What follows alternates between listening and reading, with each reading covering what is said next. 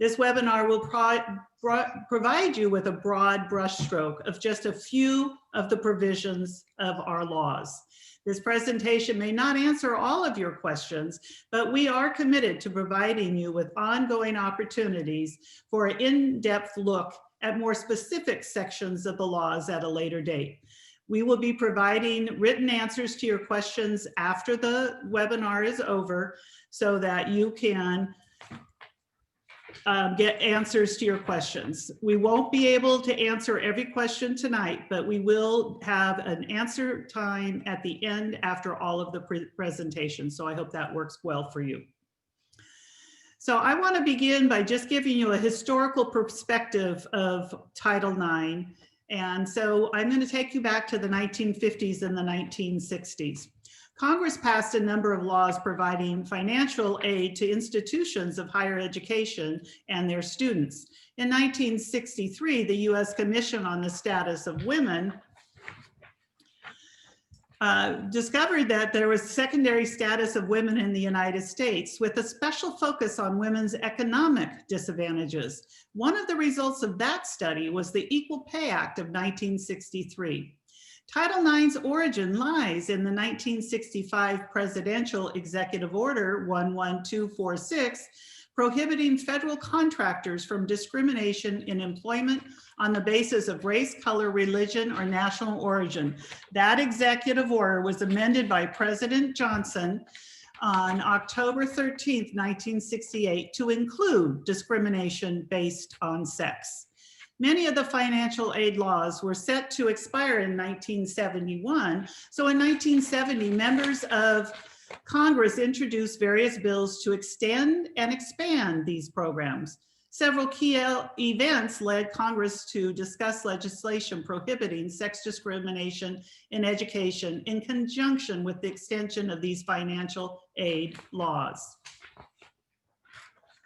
In 1970, a presidential task force on women's rights and responsibilities issued the report that documented the existence of sex bias in American society and recommended legislative changes to ban sex discrimination in education and other areas.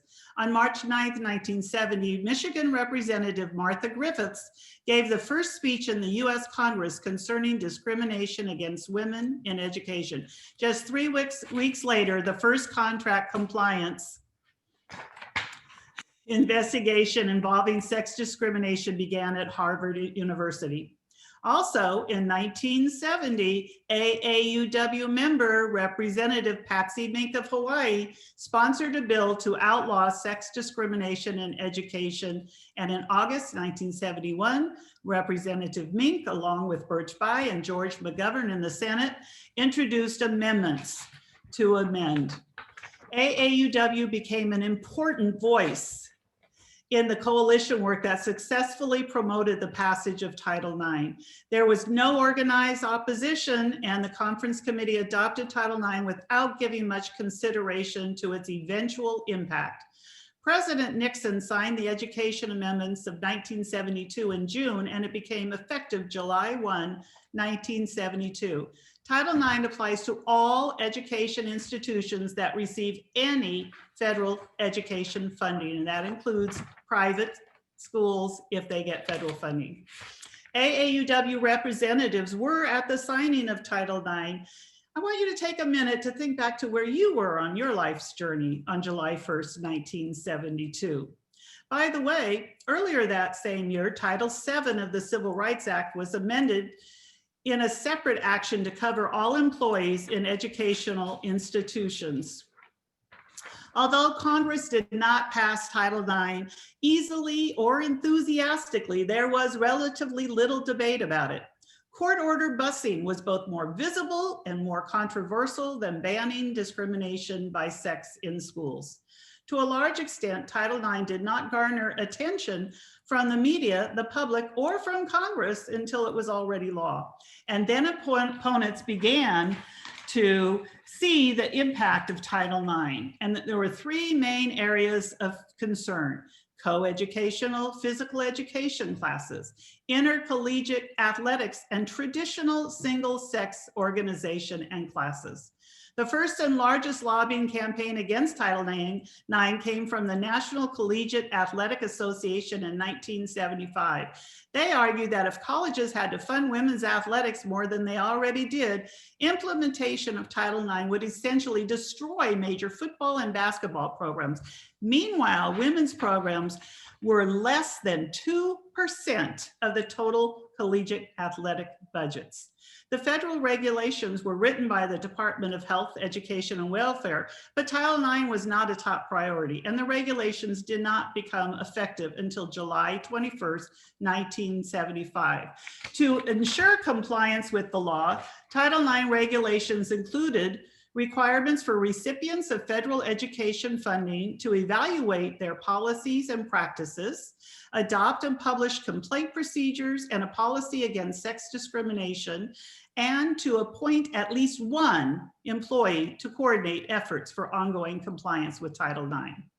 The Office for Civil Rights was charged with the enforcement of the provisions of Title IX, and without a real threat of lost financial aid, school districts and colleges and universities simply chose not to comply with the regulations.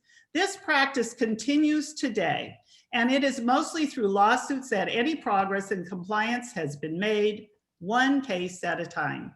In the politically conservative 1980s, the US Department of Justice challenged the broad coverage of Title IX enforcement and weakened within the Office of Civil Rights.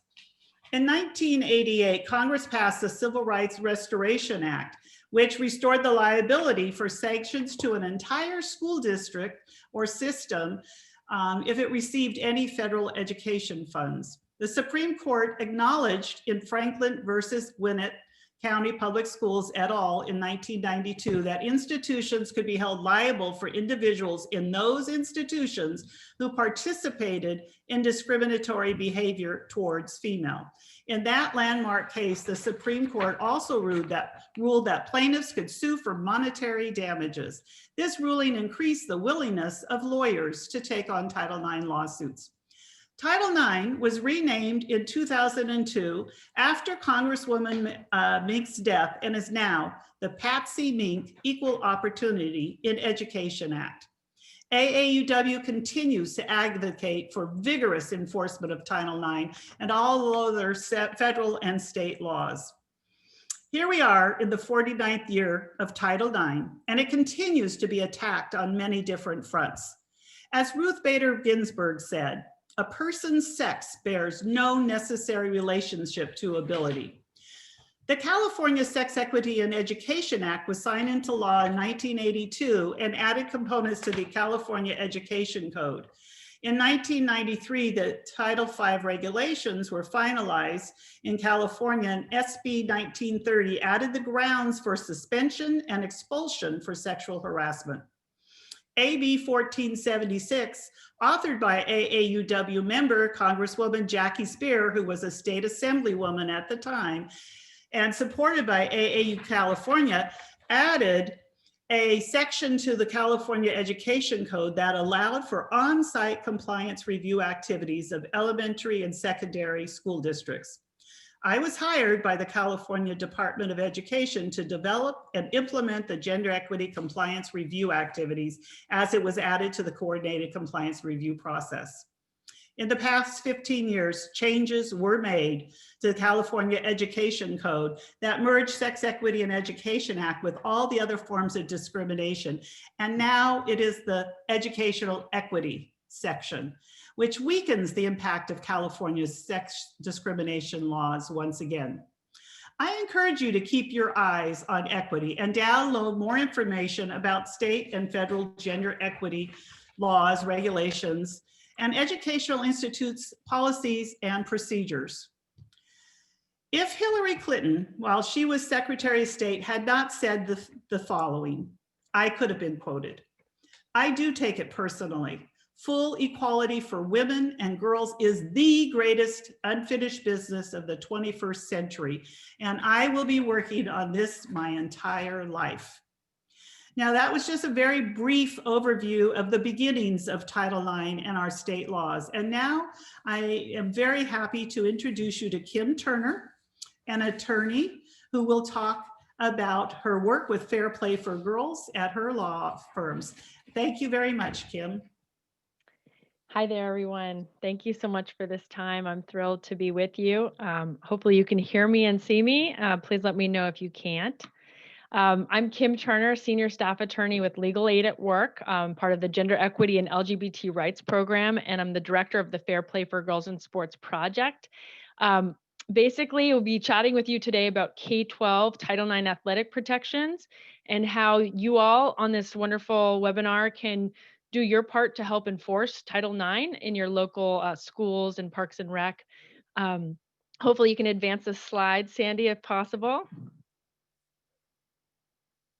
Okay, thank you. So you see there, we do this work because, as I'll go into in a moment, the girls who play sports and get that chance experience myriad lifelong benefits, including greater educational attainment, and workplace success. So you've got that diploma, sort of sports field, gym to diploma and to workplace connection. Sandy, can you please advance the slide? All right, so who are we? And I will talk fast because we are covering a lot this evening. We're really thrilled to cover a lot of Title IX. So I'll talk fast. Feel free to ask questions later. And then feel free to email me or call me if you have a specific question. I'd love to chat with you all. I love AUW's advocacy in this area, and I hope to help enhance it. So we're a project of Legal Aid at Work as a fair play project. Legal Aid at Work is based in San Francisco, and it's 104 years old right now, which is wonderful to have that nonprofit staying power. We're staffed by myself and Elizabeth Kristen, as well as some other helpers in our office. We've been doing the Title IX athletics enforcement since 2003. We started with a case in Los Angeles called Alhambra High School. And we became Fair Play for Girls in Sports officially in 2011. And we're coming to that 20th year of fair play. And really, there's no one else in the country that's enforcing K-12 Title IX athletics protections for girls 100% of the time. We're very fortunate this Fair Play project exists because there's very few of us out there helping girls, their families, schools, parks and rec, make sure that girls experience equality.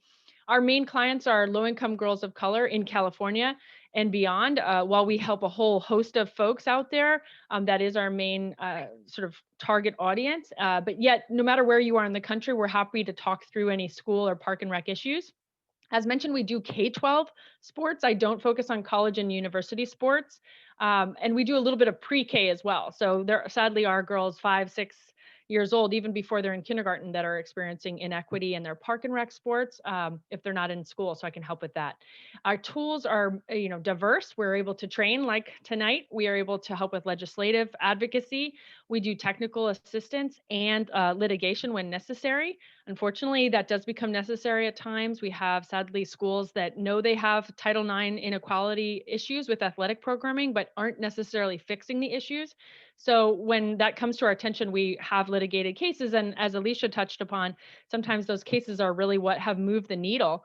But let's hope that our schools can look at their own program and fix those issues short of needing to go to court. Okay, so the laws I'll talk about briefly are Title IX, the federal statute that Alicia, discussed a bit, which is turning 50 in 2022. So I hope you're getting your party hats on and starting some events to celebrate the law and to raise awareness around it. And then I also work on California AB 2404, which is a California park and rec gender equity law. So it's not just about school equity and athletic programming, it's park and rec, because that's where girls get their start in sports when they're 4, 5, 6, 7, 8 years old before middle and high school. Okay, next slide, please. I'm sure we have a lot of athletes on the call or folks that enjoy their family members' athletic pursuits, maybe a granddaughter or a friend or a daughter that plays, or you yourself played. So try and channel the good energy that you felt when you were an athlete as we talk about these things, and how every kid deserves that chance to play regardless of gender, regardless of race and socioeconomics. Unfortunately, fair play focuses fortunately, we focus on low-income girls of color, but unfortunately, too often, low-income girls of color are left on the sidelines and not able to play. And when they do play, they're experiencing inequity. So we want to make sure every kid gets that chance to play. Now, why do we want all our kids to play? So it's not just fun and games. It's actually so many other benefits to playing in terms of your life outcomes. So girls that play experience health dividends like lower rates of depression, lower rates of breast cancer as adults. Academically, girls who play sports growing up have higher rates of graduation at the high school and college level, especially among girls of color. And this is something that people are surprised by. Sometimes you think, oh, sports is fun, but it's a distraction from school. What we see in our communities where we're helping is that girls and boys stay in school because of sports. They keep their GPA up because they want to play in that game on Saturday or this Friday night.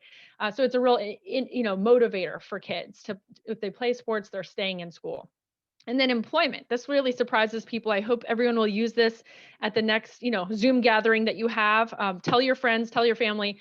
90% of C-suite women played sports growing up. So, we talked about Hillary Clinton a moment ago. So many of our political and business leaders played sports growing up in some form, if they were given the chance. Of course, there were many of our compatriots who weren't able to play sports growing up, were denied that chance. But nowadays, a lot of women attribute their success in the corporate sector and in other leadership fields, nonprofit sector, government, to sports experience. And we know now that girls who played sports in high school are correlated to make 7% higher wages as adults compared to their non-athlete peers. So there's, I joke, this is not just fun and games, it's dollars and cents that girls would have that chance to play sports. And for many, it's a pathway out of poverty. So we want to make sure everyone has that earning power, that playing power. Okay, next slide, please. So what are the core obligations? And this is going to be a very quick, sort of overview. But Title IX, in terms of athletics, and again, focusing on K-12 for the moment, is about equitable participation opportunities. The gold standard is proportionality, and I'll get into what that means. The other requirement is equitable treatment and benefits. So that's a whole program analysis. And it's things like uniforms, facilities, scheduling, coaching quality, fundraising ability. And this is very intuitive. I mean, I joke, I have a 6-year-old and a 2-year-old. They know the difference between a subpar softball field with no lights, and trash all over it, and a really top level baseball field on a school campus. I mean, little kids could tell you this is better, this is worse. And the students know it, and they internalize that, unfortunately. So if girls are getting worse facilities and scheduling and uniforms, they internalize that. It's very unhealthy. It's obviously unfair and not right on the law. But you don't need to be an expert to see these differences. So everyone can look out for them in your community. And then the last major sort of component is no retaliation. So if someone makes a complaint, if anyone on this call sees something in their local middle or high school that worries them in terms of Title IX issues, you shouldn't be retaliated against if you make that complaint. The law proscribes, it prohibits retaliation. And then there's a couple of other requirements that I won't go into all the details of now, but schools have to basically put forth data about the high school or the middle school. So in California, they have to post how many girls and boys play sports in the school on an annual basis. It's required under the California law. And then nationally, schools have to report to Office for Civil Rights out of the Department of Education on their sports data. So those are the core obligations: participation, treatment and benefits, no retaliation, and then some data and reporting requirements. Next slide, please. I warned you I'd talk fast. And I didn't mention earlier, but I'm an athlete myself. I grew up playing sports. I played volleyball at Brown University. I was really lucky to play. And actually, my volleyball team was saved by a Title IX lawsuit. They were going to cut the volleyball team at Brown University. And women, right before I came, brought a lawsuit to save that program and equalize treatment at the school. So I thank Title IX every day for my own college volleyball experience. And I want to pay it forward to all the girls and women that deserve that equal chance. So core Title IX participation requirements. I'm going to focus for a little bit on participation in the short time we have, because girls being treated unfairly, like if you have a worse coach than the boys, or no locker room, or a terrible team room, that's terrible. But girls just getting to play is kind of our core challenge in a way. We have to make sure girls get the chance to play, to even discuss treatment and benefits. So one of the things we work on in Fair Play is making sure we have proportionality, which, let's break that down and what that means. So for Title IX, let's just, picture the high school down the street from you, or one you went to, or your, family member goes to. So participation, there's 3 ways that a school can show they're Title IX compliant. Number one, the school could show they're proportional. So 50% of the students are female, and they should then have 50% of the athletes being female. And let me just note, we're LGBTQ inclusive completely. Fair play is in the context of a gender program that believes so much in inclusiveness. So I won't get into transgender athletes right now and non-binary students, but of course, those folks need to be included. I have lots of resources on LGBTQ, inclusion and sports opportunity. For the sake of today's presentation, I'll just be speaking mostly about boys and girls, but let me be clear, we want to make sure all students are included. So in proportionality in this example, if there was a large gap between the female students percentage and the female athletes percentage, that would be a problem. Now, this is very important. There is no acceptable participation gap that's okay with the Office for Civil Rights, OCR, or the courts. So, for example, if you have, a school that's 50% girls in the school student body and 45% females that are athletes, that's a 5% gap, and it's not acceptable in Department of Education, in OCR, or the courts. So Title IX violations have been found for a 3.2% gap, where 38 college women were denied opportunity, and for a 6.7% gap, where 47 girls were denied opportunity. And that last case, 6.7% gap, was a case that I litigated called Sweetwater, and that AAUW has supported us a lot on. So thank you, AAUW. So I'll give a little more info on that in a bit.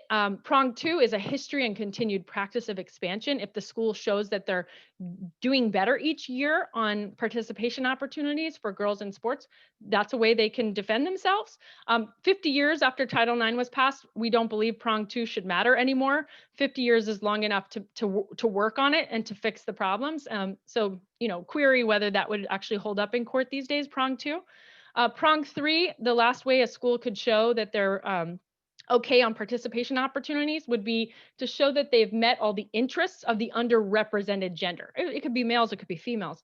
And they would do that with surveys, show that they've surveyed the girls and said, hey, what do you want to play? You're underrepresented. It's only 40% of the athletic program that's girls. What do you want to play? And 100% of the time, girls say they want to play more sports. I've never seen a survey at a high school or middle school that says girls don't want to play in greater numbers. So there's always interest. The last little stat here is in yellow at the bottom. There's a 1 million girl gap across the United States at the high school level. So we have, 1 million more boys opportunities than girls. And it's really troubling in some areas like South Carolina. It's almost double the number of opportunities for boys compared to girls. So we have a lot of work to do in the country. And in California, there's 100,000 more boys opportunities versus girls. And girls want to play in greater numbers, but they're not getting seats at the athletics table. So we need to put those seats at the table for those girls. All right, next slide, please. Okay, so this is a quick analysis, and I'll pass it on to the next presenter very soon. Participation opportunities. So in California, your school locally, if it's a public school, needs to be posting information about how many girls and boys are offered sports opportunities. And this is an example, a real world example, Mira Loma High School. Or I think I changed a couple things just for sake of making it generic. But the female student body that you see is 54% of the school. So it's pretty high, and the male students are only 46% of the school, but the female athletes are only 40% of the athletic program, and male students are 60%.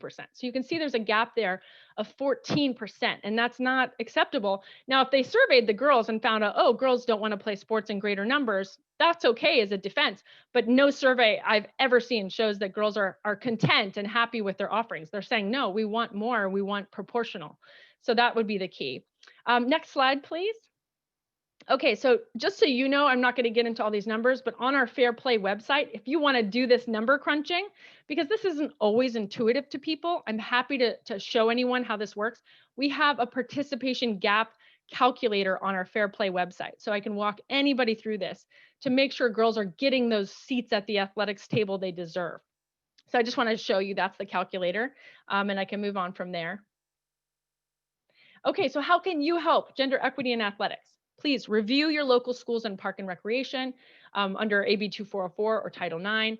Look at and request the data. So the data I just talked about in that Mira Loma High School example, you can get that data. And if you're having a hard time getting it, I can help you with that.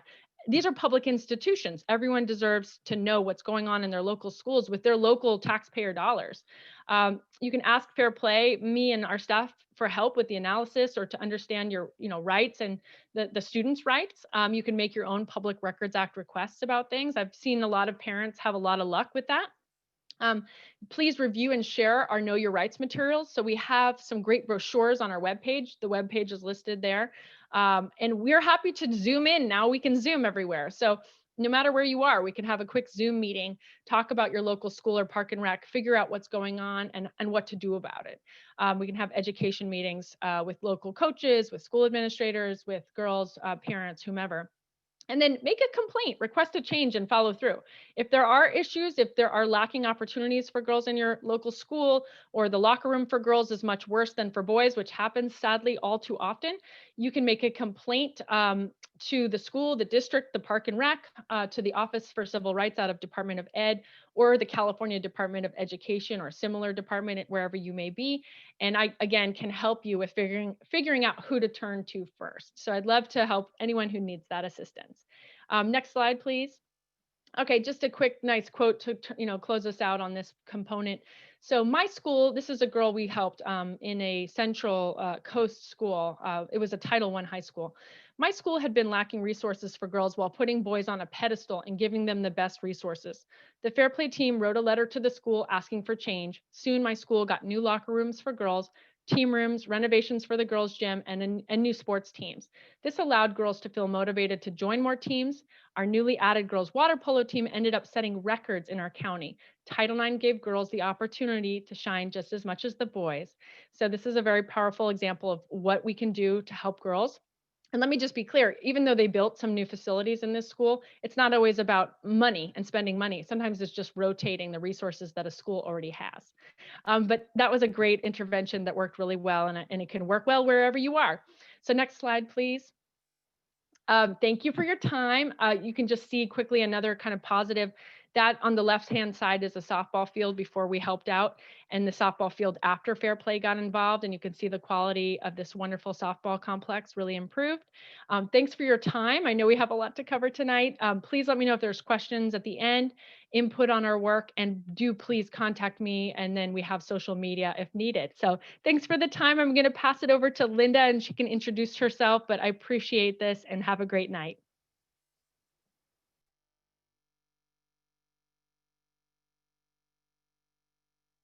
Myself, and I'm going to I apologize. I was not prepared there. Thanks, Kim, so much. I really enjoyed your presentation. It was so interesting to hear how the projects work with Fair Play for Girls. I'm Linda Slater, and I'm the president of the Hayward-Castro Valley branch. And in July, when I read the news release from the Department of Education about the final rules to Title IX, I was struck by the disparity between the views of AAUW and the former Secretary DeVos on how the final rules supported students. So I volunteered to be on this committee and talk a little bit about the changes to the final rule as it related to sexual assault. Next slide, please. Tonight, I'm going to highlight these rules that went into effect in August of 2020. Unfortunately, they are opposed by AAUW, survivors advocates, and women's rights organizations, but also by colleges and universities, superintendents, principals, mental health professionals, and many other stakeholders. The changes make it harder for victims of sexual assault to come forward, requiring schools to ignore victims when they do ask for help, and denying victims fair treatment when they try to use the system that's designed to help them. Next slide. Prior to 2020, Department of Education policy required schools to investigate all student complaints of sexual harassment, regardless of where the harassment occurred, to determine if it had affected the student's ability to participate in classes and other school activities. The 2020 rule says they're only responsible to investigate sexual harassment that occurs when the school has substantial control over the student, or they have control over where the incident happened. This rule, unfortunately, is devastating for students who are sexually assaulted while studying abroad or in off-campus housing, or who are harassed or stalked online outside of a school-sponsored program. They're then forced to continue attending classes with their perpetrator or even a class taught by their perpetrator in order to file a complaint. Because to file a sexual harassment complaint, the student must still be participating in the education program or the activity when they actually file the complaint. If they graduate, transfer, drop out, and decide not to re-enroll, the school cannot accept their complaint. Next slide.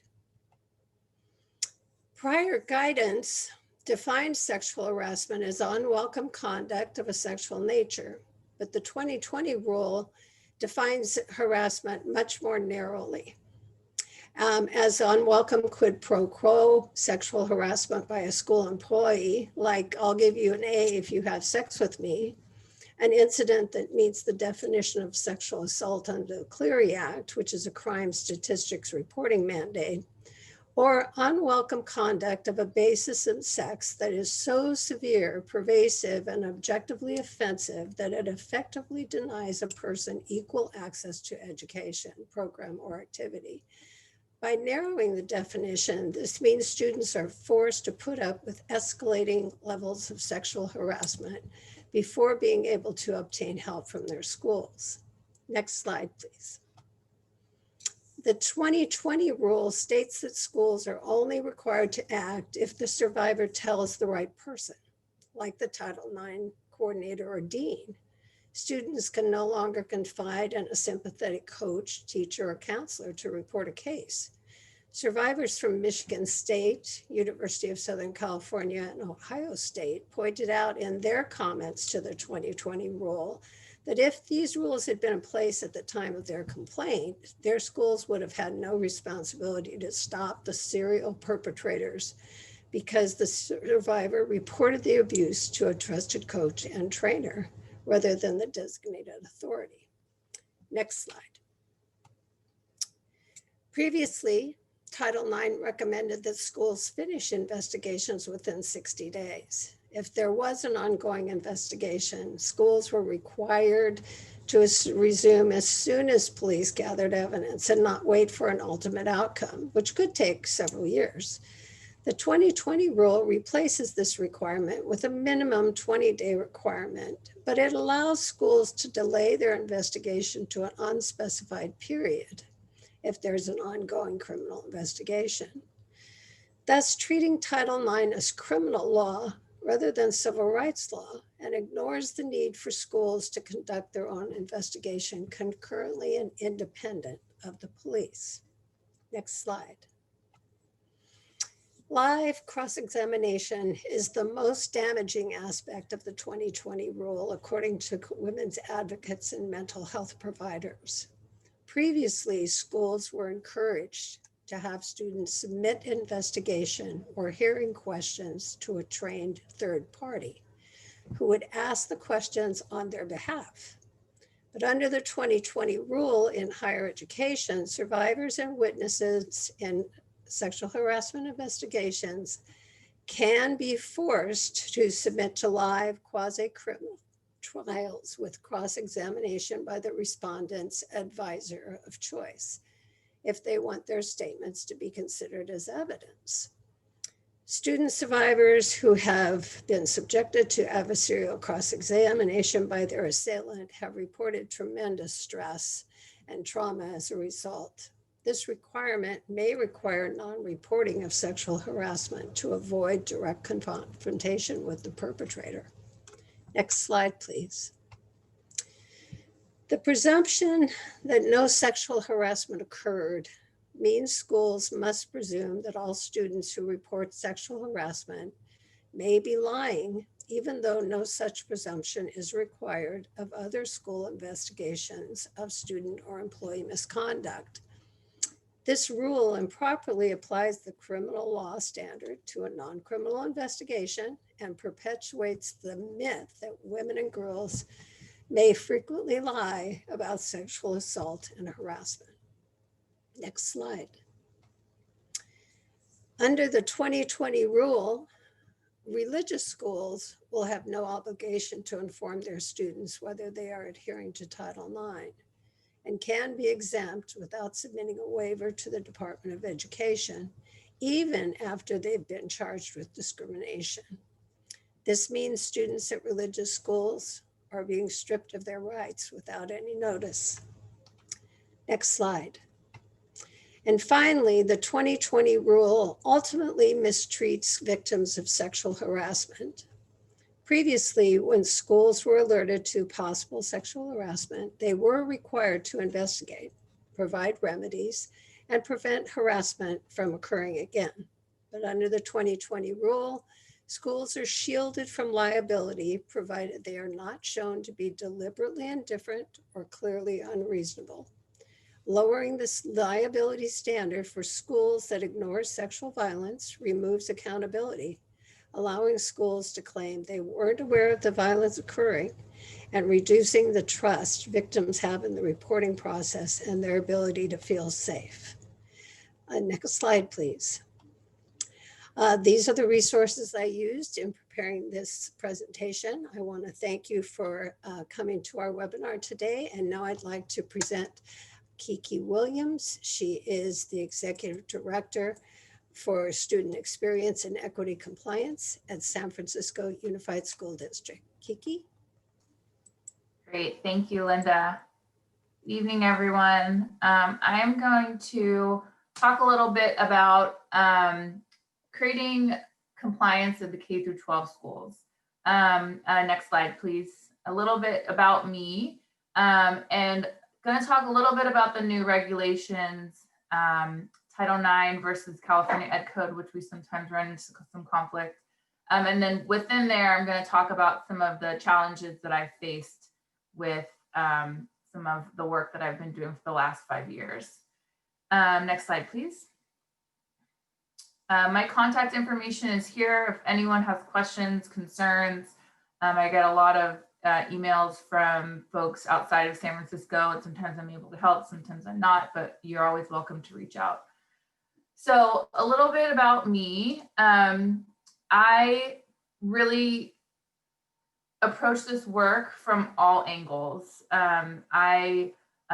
These factors really make who I am and make up my why for doing this work.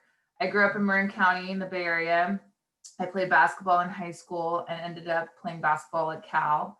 And while I was there, I also got a master's in education, and really kind of piqued my interest in the education realm while also sports and learning about Title IX. I decided to go to law school. I went to UC Hastings from there, still kind of focusing on street law.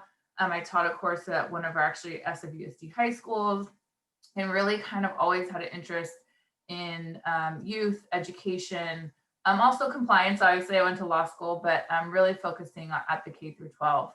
When I graduated from law school, I ended up working at Gordon & Reese, which is what started as a local law firm. Now it's national. I'm doing kind of general defense.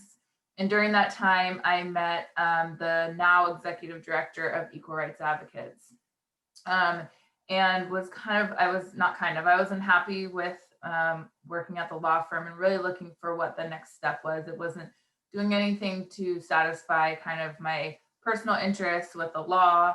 I became kind of a generalist there. And once I met the Equal Rights Advocates folks, they were looking for a staff attorney doing education equity work, including Title IX, representing students.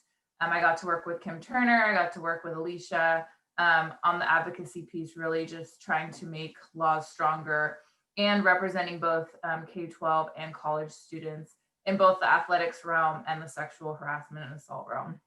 During that time, I actually started coaching back in Marin, even though I was living and working in the city, and started coaching girls basketball out here with one of my best friends from high school. Started a sports camp for girls, coached by all women. So I definitely share in a lot of Kim's passions, and see kind of how that helps shape young women and all young students. Next slide. My time at Equal Rights Advocates was definitely life-changing for me. It was an incredible experience. I didn't even know that type of law existed, where you could both represent clients and advocate and change the law and train students. And there just was so much that you could do to really help shape this area. It was, I like I said, I represented some student athletes from Berkeley, and as being a former Cal athlete, that meant a lot to me. I was able to represent students who were sexually assaulted at Stanford when those cases were big in the news. I was able to talk to a lot of students who would call our line, and really just kind of hearing from them what the concerns were really drove me to realize there was more change that I could do. On this slide, you'll see some links if you're not familiar with Equal Rights Advocates. I no longer work there, but I think they're fabulous. And all of the attorneys and the staff that are there are they're great. We created a Power of 9 campaign that was really focused on K through 12. Within that, we surveyed more than 100 Bay Area school districts, and looked at their policies and really took the time to do a detailed data analysis to determine were our schools, just on paper, because we didn't interview everyone, but on paper, were they providing the right information to students? Were they doing their best just off the jump to help students? So we came up with a pretty detailed report that's ending harassment now, keeping our kids safe at school. And that really kind of kicked off my interest at K-12. And while I loved representing college student athletes and college students, the K-12 really became kind of where I felt I could make a difference, and that if we worked harder earlier to educate and help students, that hopefully the college incidents wouldn't happen. That's a lofty goal, but that's kind of where my thinking is. I also added a Title IX athletics checklist that we worked on with Kim and Alicia, just as a resource here, that if anyone is looking to do a review of your athletics program, I know we're all really proud of that project that we worked on a few years ago, so I wanted to link that. Next slide. So I was at Equal Rights Advocates for a couple years, and decided there was an opening for a Title IX coordinator at San Francisco Unified, and decided to join the district. And it was scary. It was a jump. I had been a practicing attorney for 7 years, and this was really different. We, as a district, have an internal legal department. We have 8 attorneys, and the Office of Equity, which is the office that I was stepping in to lead, reports to our general counsel, but is not an attorney for the district. So, jumping from representing students to going to work for an organization felt scary to me. It felt like maybe I wouldn't be listened to, or maybe I was going to be, part of the problem. But joining as the Title IX coordinator, I was able to really be a neutral advocate, and that coming in as a non-attorney, I actually really enjoyed that. The attorneys I work with are amazing. They're fabulous. They all really approach the work as, while the district is our client, as being student first and student focused. So I have really brought all of this lens to the district, and I think that has really helped me advocate for the program that I've created. So I'm going to tell you a little bit about that program. And so as, next slide, please. So as the role of the district's Title IX coordinator, and this is not my only role with the district, I've since in 5 years taken on other supervisory roles, but as the role of the Title IX coordinator, primarily it is my job and any Title IX coordinator's job to update policies and procedures, provide notices to families, students, administrators, provide resources and advice meaning both to school sites who call when an incident comes up, and to students and families who call when they have a concern, something hasn't been handled right, they want to know about their rights. So we get to really be that neutral person that's providing best practices, not saying something's right or wrong. Now, if we see something wrong, we can definitely report up. As I said, I report to the general counsel. So there are times when I see issues that are big problems that I do raise. But for the most part, we get to really kind of help the situation and hope to help before it gets to worst case scenario. We're also responsible for training. We do a lot of training. And I'm going to talk a little bit more about that in person, or I'm sorry, a couple slides down. We also assist with investigations for the most part, and I'm going to talk a little bit about the difference with the new Title IX regulations. For years, we have mainly been training on how to do investigations, so our administrators do them, but we'll be doing even more and more of those if these regulations stick around. We also help the school sites with documentation. There is a requirement that a written notice of outcome is provided. That's changing with the new regs and what that looks like. But we do help the administrators also with making sure that we're documenting and then keeping some data. We don't keep data on individual students, but we try to keep trends and data. We get a lot of calls that aren't sexual harassment too, so it's kind of tricky. But we do try to keep track of kind of what's happening so that we can figure out what support's needed for school sites. Next slide, please. So how to bring about change in your K-12 district. As I said, I came with a pretty big finger wag of here's what you should do, districts. I just did this report on how you should be doing. And I quickly learned it's really different being on the inside. San Francisco Unified has more than 130 schools. We have 55,000 students. We have 10,000 staff. We have, kids from all over the city, all different ethnicities, race, socioeconomic, everything. So it's not as easy as I kind of thought it would be. But it's been a challenge that I've really enjoyed. And the one thing that I really took my time to do is get acclimated to the different groups, the different schools, learning about the structures of the district to see how we could create better support to help students. Not just saying, do this, do that. How do we actually build a comprehensive system that more people are aware of what Title IX are, what the rights are, and can respond in a quickly trauma-informed way to make sure that hopefully we're stopping incidents before they happen, but if they do happen, that we're not re-traumatizing students.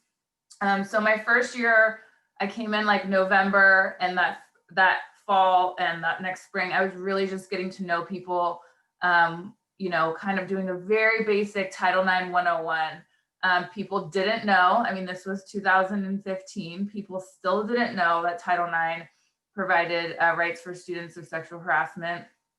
They all knew it as athletics, which is great for athletics, but that, there are so many people that heard about it on college campus, but didn't really know what it was, and that sexual harassment was such an issue. So we started talking to administrators.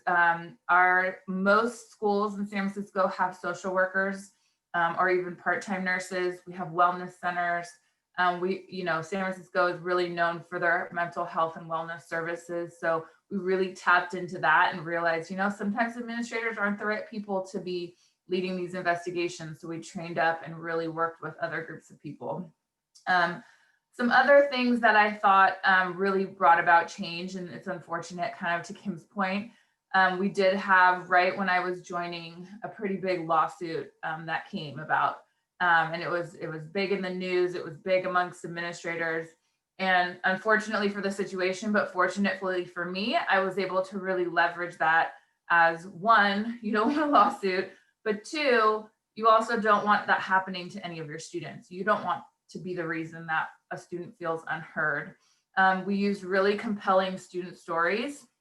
We've had over the years some other situations, not at the wrongdoing of any of our school site at times, but feeling unheard, feeling like they didn't know who to go to. And so we've really used those stories to get administrators to understand why it's so important to respond quickly and equitably, not to sit on these incidents. And so we've really over the years kind of kept this conversation going about the why and how it impacts students individually and whole school communities, because If 1 or 2 students don't feel heard, that trickles around to the next student, and soon you could have a whole, a whole school that doesn't feel like an administrator or staff takes their concerns seriously. So we really try to, without scare tactics, but really try to show why it's important.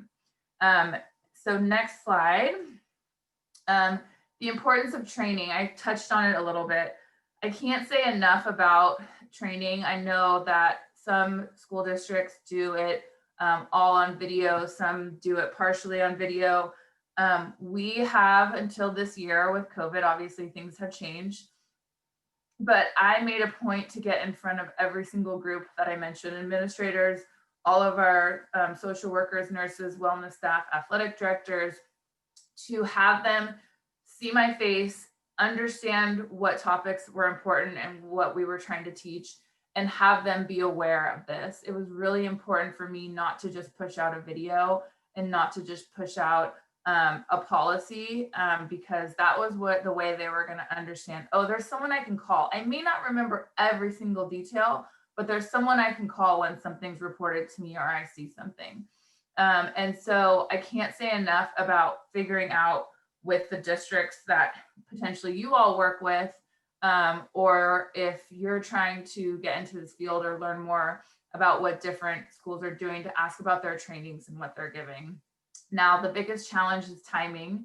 As I said, we have over 130 schools with multiple administrators at each school.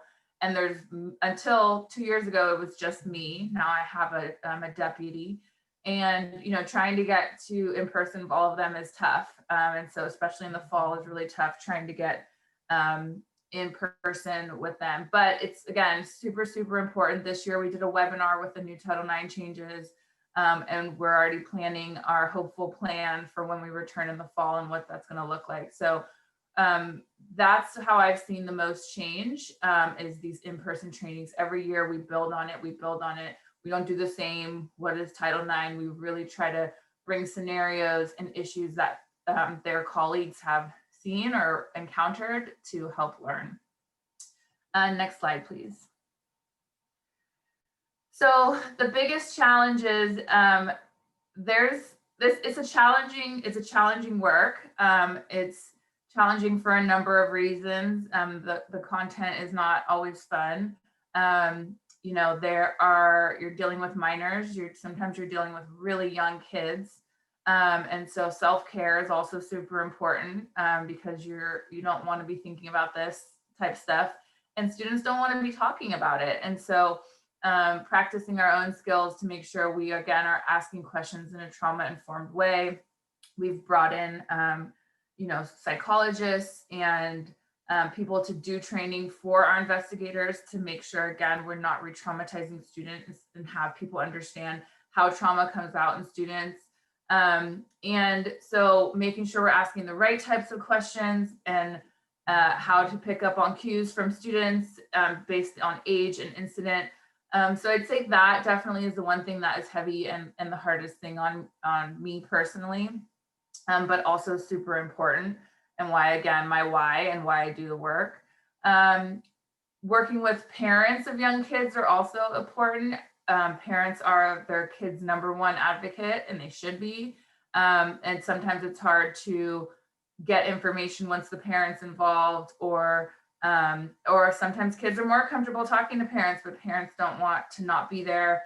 And so the parent dynamics definitely get interesting. Sometimes the parent wants the kid to talk to us and the kid doesn't want to talk to us. So that's definitely a sticking point. But also we try to, again, be positive, provide as many opportunities for the students to talk to us, keep the invitation always open, and try to build a positive relationship with the parents. Another couple big challenges that we face is social media. What happens outside of school doesn't stay outside of school, and what happens in school doesn't stay in school. And so we oftentimes have to deal with issues that are outside of our 4 walls. Now, right now, we don't have walls, we're all on computer. And so the stuff that's going on outside is outside of our jurisdiction at times. And so making sure we provide resources, try to stop either pictures or chats that are going around. A lot of times we can't discipline or do anything formal, but we still try to take steps to make students know they can come to us if they're feeling uncomfortable about anything. So I wish I had a magic answer for that, but that's always just a tough one. I'm going to talk a little bit about special ed later, but special ed students are challenging just because they have federal rights also separate from Title IX. So you have two federal laws that are sometimes in direct conflict with timelines, rights, process. And so that's a big challenge also. And then I think there was a little bit of talk about police involvement. Police involvement is tough as well. If they're going to investigate, we do try to give deference to their timing, but sometimes it's not a priority for them. So we have to kind of play a balance and walk a tightrope of when we jump into an investigation that may still be open. We try to work with them, but that's always tricky as well. So those are some of the big issues of challenges. I could go and spend a lot more time on those, but I just wanted to kind of leave some high level things I'm always happy to discuss a little bit more. Next slide, please. So we talked a little bit, Linda talked a little bit about the new Title IX regulations. And again, I could talk a long time about these. Interestingly enough, I advocated for San Francisco Unified to also oppose the regulations. It's not common that schools do this, but I know a lot of public schools and colleges did. And you'd think, right, this administration is trying to make the administrators and the schools do less, that we'd be a fan of it, but we 100% were not. Not just because I'm an advocate myself, but because it actually made our job harder and it was more harmful to students. So a couple of things I just wanted to talk about specific to the K-12. Well, first is that whoever wrote this, we have an idea who wrote it, never worked in a K through 12 school, never had ever worked and thought about how these were written and they would work for a 7-year-old, a 10-year-old, a 14-year-old. They'd never thought about that. So the definition, making it severe, pervasive, and objectively offensive, is a really high bar. And so they're basically telling us if it's not worst case scenario, you can't do anything with it, or you have to put it into some other kind of policy, which is what we did. We ended up beefing up our bullying and harassment policy. But I find it really difficult to tell one student, well, my opinion is you're not being reasonable that this is offensive and severe. Or I tell a parent, sorry, what your kid has gone through is not severe enough. And the other parent totally disagrees. Everyone's definition is really, really going to be different. And it's really harmful to a student to be like, sorry, based on this definition, it doesn't work. Now we've been trying to toy with how to do it, how to comply, but it's my biggest worry is that it's going to have lasting effect and impact on the students who have experienced something. The timelines are also a complete mess with the ed code. If you see a student do something, you have to pause. You have to give them reasonable time to go to a meeting, come to a meeting. You have to allow them time to set up that meeting. You have to allow them time to look at your report. There's all these timelines that are mixed in that don't work for a K-12. In the meantime, kids are talking, they're gossiping, retaliating, further damage is done, kids not going to come to school, and you can't discipline during that time. Even if you saw the incident happen yourself with your own eyes, it's going to cause a lot of problems and a lot more damage at school. So that's kind of the bigger issues. There's some other things like, luckily K-12 has the option not to do cross-examination and hearings. So we've opted not to do that, but there's still things that the respondent now can request all the witness names, all of the documents. So you can imagine, right, in high school, you have a kid that requests the documents and sees 7 names of 7 different kids who have provided testimony, what that's going to do to a community. It's not going to just stay in that room. There's retaliation, fights. we're urban school district, we deal with community violence, we have parents involved. It's a really unsafe condition that has not been thought through, and also violates other federal laws of sharing student information. So we in the legal department have been really trying to toy with how to go about it.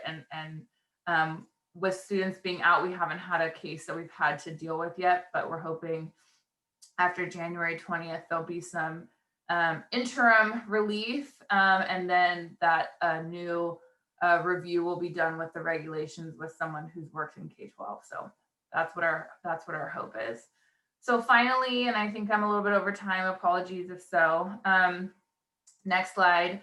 I talked a little bit about that there's conflicting law, and in California, there's also conflicting law with the federal law. There is the Sex Equity and Education Act that basically says you have to comply with Title IX, and there's other rights in there. However, there's other laws in the California Ed Code that directly conflict with what Title IX generally says. For example, all K through 12 students have a compulsory right to receive education.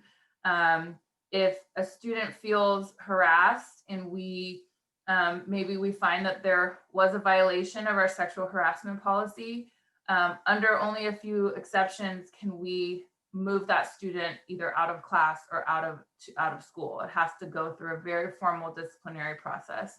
And so even moving classes sometimes can be, unless that the accused student agrees, can end up being really sticky, because even if let's say we've suspended them for something, we can't also suspend and force a class change unless they agree. So that gets really tough. And as I said, the special ed, I'll just leave it at special ed timelines. I'm not going to go into that for the sake of time, but they end up really being sticky because you can't move a special ed student even through the expulsion process. So again, that's two laws that are in direct conflict. So I think I'm over time. I'm sorry. I could talk for a long time about all this stuff, but I really appreciate everyone's interest. Both my work and my personal email are on here. I am going to pass it on to Jean Reid, who is the co-president of the Petaluma branch, and she's going to take us through our next section. Thank you. Thank you, Kiki. So my name is Jean Reid, and I'm the co-president of AAUW Petaluma. I'm also a dual member with AAUW San Jose, where I'm on the Public Policy Committee's Title IX focus group. Next slide. So I was asked today to talk to you about some of the actions that we've taken at San Jose to promote and support Title IX. Next slide.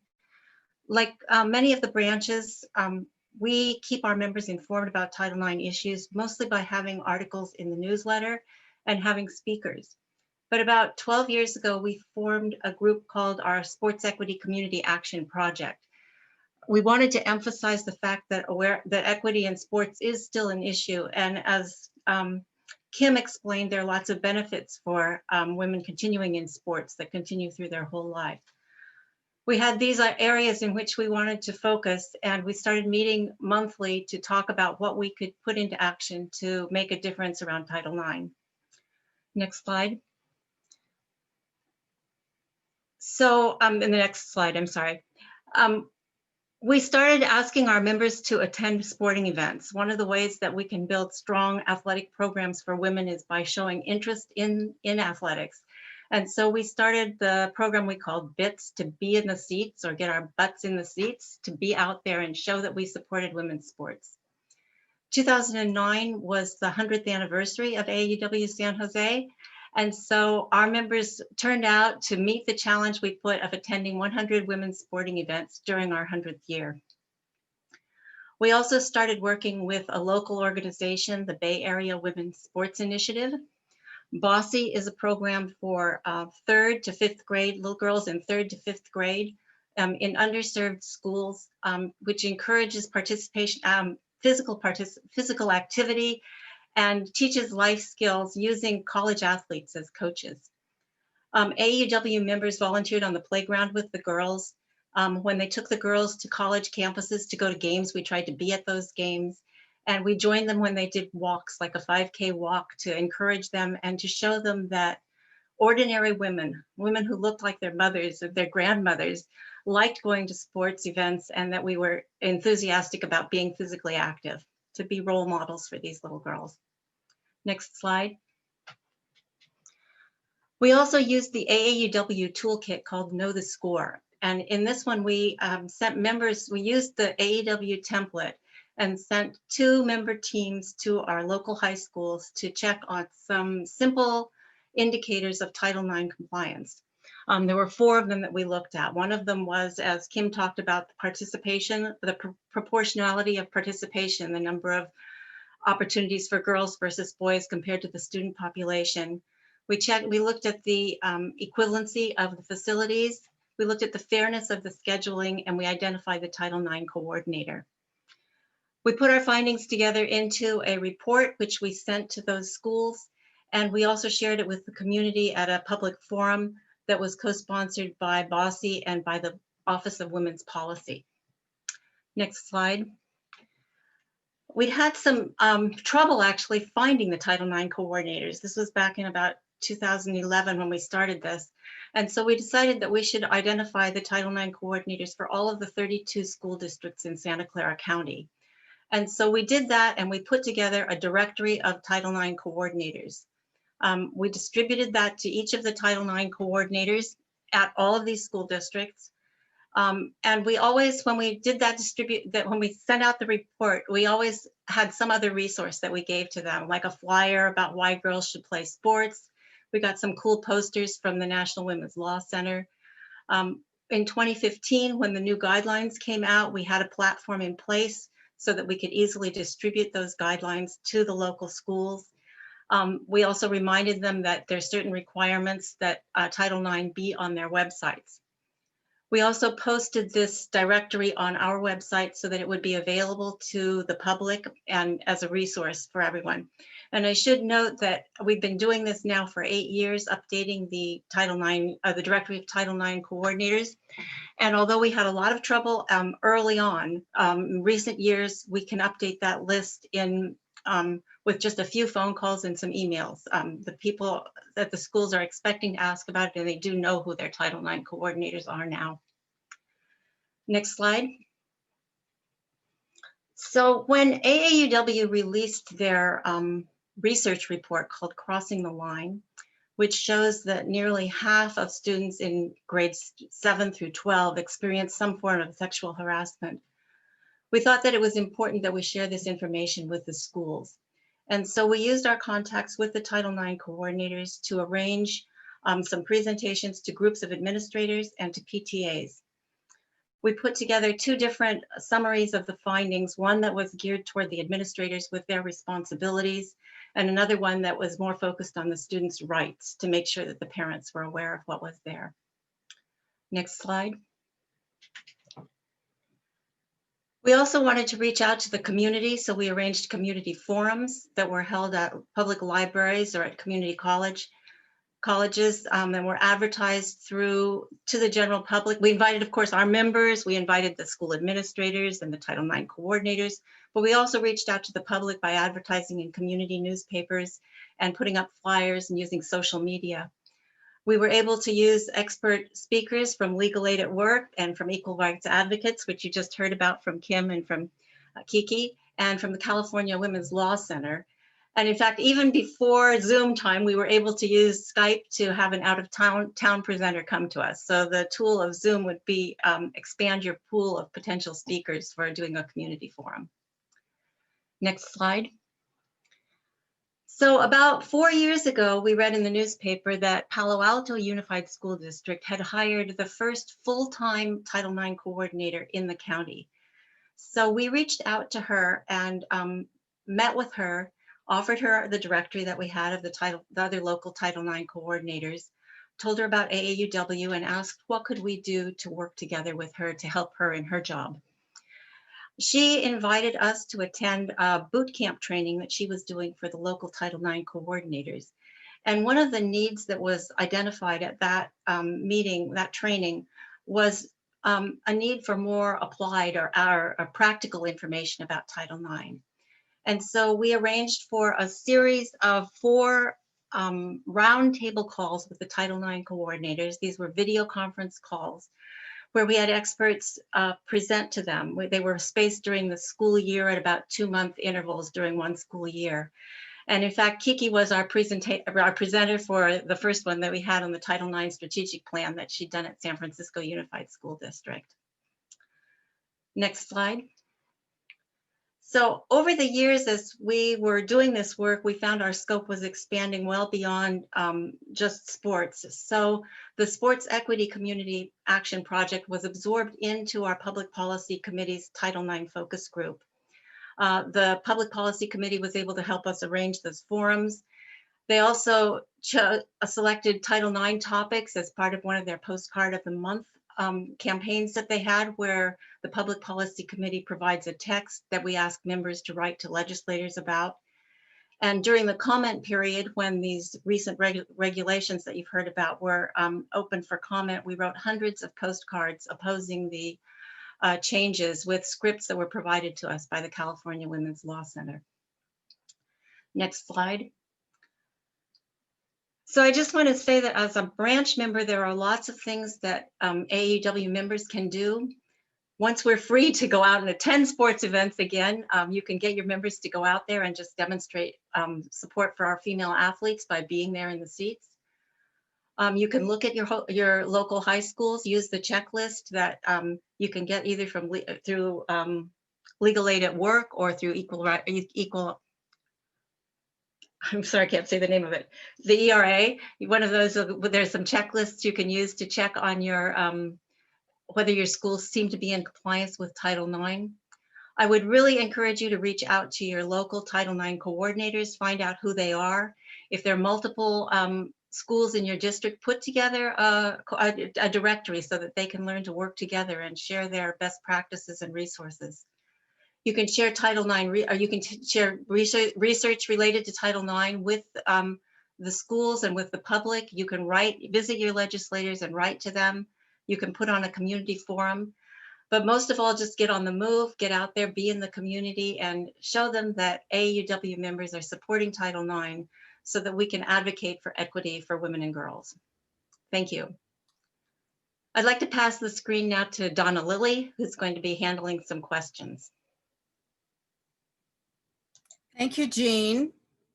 And I am serving this year and for the last few years as the college university chair for the state. And I would like to ask Kiki a question. I have tried to contact many different college presidents, and maybe I've gone on the website and I have tried to find the Title IX coordinator for campuses, for college and university campuses. And I find the information, and then I call or I text or I email, and I have no response. I would really like to know if you, either of you know, is there a Title IX coordinator that you know that I could work with on the state level? Who's implementing? So I think it depends on your school. For the UC system, the Office of President has Title IX office where they have a district-wide coordinator. Private schools, you know, it's a little bit harder. So it really depends on what school you're trying to reach. I would say be persistent. When people are back in person, a lot of them have some kind of office pod that goes to, you know, whether it's a student services office or, you know, a different harassment and discrimination branch. So, you know, being persistent and just following up. And if you're not getting a response from them, you can always email the general counsel of the schools. But it really just depends on which school and which program you're trying to get to. Kim, do you agree? Yeah, sorry. Okay, yes, absolutely. I think Kiki's got that right. I will say, we work with the K-12 level, and so in California, SB 1375 requires that Title IX coordinator information be posted to the school's website. So if you see a high school or middle school that doesn't have easy to find Title IX coordinator information, you may use kind of an SB 1375 challenge with the principal or superintendent to say you have to have this information prominently displayed. And I've always recommended, and I'm sure Kiki and Alicia and all the others who work hard on this, like a paper trail. So if you email and you can't find something, persist, keep records of your attempts. I like the idea of appealing to a general counsel in a private university if you needed to. And then frankly, state legislators can be helpful, assembly people, state senators. I know Hannah Beth Jackson is termed out sadly, but folks like State Senator Hannah Beth Jackson, I think was very good at working on those accountability measures. So you can always bring it to local politician and state politicians levels if necessary. So absolutely great idea. And then Jean's idea about the directory is terrific. Make sure AEUW can be the belts and suspenders, one or the other or both, for enforcement. Thank you. I'll just make one short comment, and it is that when I told a school that we were going to publish the directory and say they declined to state who or we were unable to locate their director, we had a Title IX director within a couple of days. Perfect. Okay, thank you. How does Title IX cross over to virtual classrooms? How do you think it's going to be working? I see it as a big question. Kiki, Kim? Yeah, so it still applies. The difference now is whether it applies in what's considered the school setting. So, if students are doing cyber harassment on Instagram or something that's not our Google platform, I've mentioned, you can't really discipline or have any formal, but we should be still responding, talking to parents, figuring out what's going on, because that's still going to impact the student wanting to come into her or their virtual classroom and impact their education. And so there's still follow-up that needs to be done. Fortunately, there's not much I feel fortunate about with the pandemic, but students aren't within physical, capacity of each other at school. And so we're not having sexual assaults and sexual battery, which we didn't have that many of them, but we had them. And we're not having jokes and pranks and touching each other's bodies at school. So that is where we're not seeing as much of, but the cyber definitely has increased and stuff that we don't have jurisdiction of, which is tough for students to also have to navigate. Thank you. I'll just quickly add too, obviously I do the athletics work, and in California, kids are sadly, sidelined for good reason too. Public health is critical.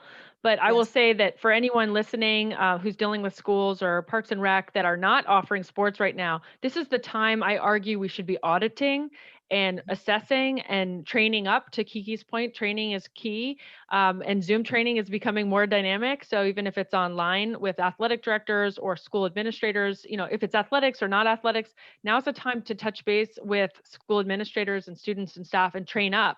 Because if people are in, online school or not playing sports, let's use the time where we're a little more at home to look at the problems and work on them. And then I posted the article. Let's when we reopen fully, let's be better. Let's use this as a chance to take stock and remediate. So yeah, college professors, that they have to take so many hours and they get paid to do it, and they are doing it now. This is one of their things they're doing. Kim, does legal aid for work represent Title IX individual cases? Yes. So legal aid at work, I'm a litigator, I'm an attorney. Kiki and I worked together when she was at ERA. not necessarily on co-counseling cases, but we do similar work to ERA. So I have clients that are, middle and high school girls that are saying, one case we have right now, girls don't have a locker room, boys do. It's so stark, and sad that in this century, we're seeing that still. But, we're working on the problem. We have, all sorts of live cases. I prefer not to bring cases. I'd much rather work it out ahead of going to a state or federal court, but absolutely we do represent girls, families. We don't represent coaches, but we can refer them. And a lot of times the issues come to us through a coach that says, I know from my experience, my girls are getting worse than the boys. The girls don't always know because they haven't been there that long playing, or they're too young to, and they can't walk into the boys' locker room to see that there's a difference. They don't know. So, which is good. It's a fine, they should, but they shouldn't have to do that inspection. The school should be doing it. So yeah, absolutely represent, happy to take referrals. This is not legal advice today, but happy to talk with people. Should they be seeking counsel, I can help them find counsel. Thank you, thank you. And we've had lots of questions. We've had 7 answered, and your information is there to be contacted. And I want to thank the panelists very much. And now let's go to Alicia. And will you do a wrap up, please? I will do a wrap up and hopefully motivate people. And I'm sorry we're a little over time. I hope you'll stick around. I want you all to know that we are happy. Linda, Donna, and I are happy to provide future webinars if there's enough interest to spend 60 to 90 minutes to do a more in-depth presentation on any part of Title IX. We're only covering just a small part now. So during this time, if you want to go to the Q&A and tell us which topics you'd like us to do more about. We didn't talk about curriculum and instruction. We didn't talk about pregnant and parenting teens. There's so many other parts we haven't talked about. So with that, I just want to tell you a little bit more about me very quickly as I do my closing. I was trained probably 20 years ago, maybe longer, on gender ethnic expectations and student achievement. And it had a profound effect on my teaching. And it really was beneficial to so many of my students in so many ways, because teacher interactions are so important. And one of the things that came out as a trainer of that program when I used to go out and talk was there was a teacher, a female teacher, who she felt that she was doing everything she should be doing correctly. And it wasn't until she saw a videotape of herself in the classroom, because she'd go around and she'd tap each kid on the shoulder and say, good job, good job. But it was only when she did that with an African-American child that she went to the sink and washed her hands. That bias was so deeply ingrained in her, she didn't know what she was doing. And so being trained as a teacher is so critical so that we don't do those kinds of things when we're teaching. The most recent legislation that was added to Education Code was Section 224.5. And this created a Train the Trainer grant program and award grant monies to implement programs for training in gender equity for county schools, school districts. It's a great thing. However, no money has ever been put into that every year. There's never been any money. So there's one thing we need to work on, is we need to get that program funded. So equity in education is more than putting all students on equal footing. It's eliminating the barriers and stereotypes that limit the opportunities and choices for any and all students. So what can you do to be an equity advocate? You need to educate yourself. Now, there is a slide of what you can do to support gender equity in the schools, and this whole workshop will be available for you, so you'll have all these documents.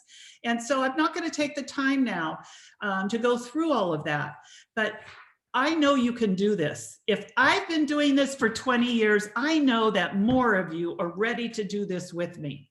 We need to really get, my helper is going too fast. We really need to get going on as AAUW members. So I'm not going to go over what's on the slide. It's there for you, but I do want you to know I went on Google this week and I found more than 437 million results for Title IX. So that's your first way to get it, to educate yourself. We all need to keep in mind just how long this fight for gender equity has lasted, and we need to make it our personal and collective mission to work for equity for all so that the next generations will thrive. I recommend the following book, Romantic Outlaws: The Extraordinary Lives of Mary Wollstonecraft and her daughter Mary Shelley. It's written by Charlotte Gordon in 2015. Mary, the mother, was born in England in 1759 and died in 1797 during the birth of her daughter, Mary. Ms. Gordon writes, not surprisingly, in such a climate, critics derided the work of both mother and daughter. Their contemporaries ridiculed them and abused them, calling them whores and worse. Even their own families rejected them. To their enemies, they were like bolts of lightning, destructive and unpredictable. Given the hostility they faced, their story is one of courage and inspiration. Wollstonecraft and Shelley weathered poverty, hatred, loneliness, and exile, as well as the slights of everyday life, the insults and gossip, the silences and turned backs, in order to write words that they were not supposed to write and live lives they were not supposed to live. They sustained themselves by dreaming of the day long after they were dead, when readers would agree with their ideas, that women are equal to men, that all people deserve the same rights, that human reason and the capacity for love can reform the world, that the great enemies of happiness are ignorance, poverty, cruelty, and tyranny, and that every person is entitled to justice and freedom. Particularly the last one to both mother and daughter, freedom, was the one that was most important, the key that would unlock the gates of change. 2022 will be the 50th anniversary of Title IX. Every one of you has an AAUW story to tell and a legacy to fulfill. We are all living legacy of those 17 women who gathered in Boston. It is time for many more of my AAUW members and friends to make Title IX enforcement a part of their legacy of work.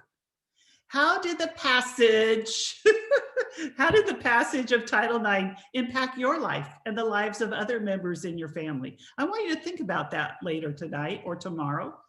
In closing, I have one more notorious RBG quote.